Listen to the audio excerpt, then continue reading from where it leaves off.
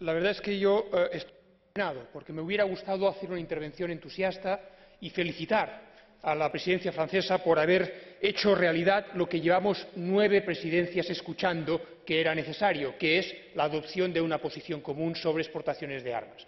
Y digo que llevamos 9 presidencias escuchando lo mismo porque desde la presidencia holandesa en el 2004 se nos prometió que ese trabajo se iba a hacer.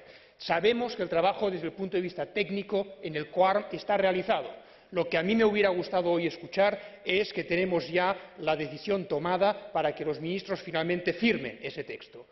Lamento, por tanto, escuchar que todavía no estamos en esta fase y lamento todavía más constatar que el motivo por el cual esto es así es porque se está vinculando esta decisión a otra preocupante, que es el levantamiento del embargo de armas a China.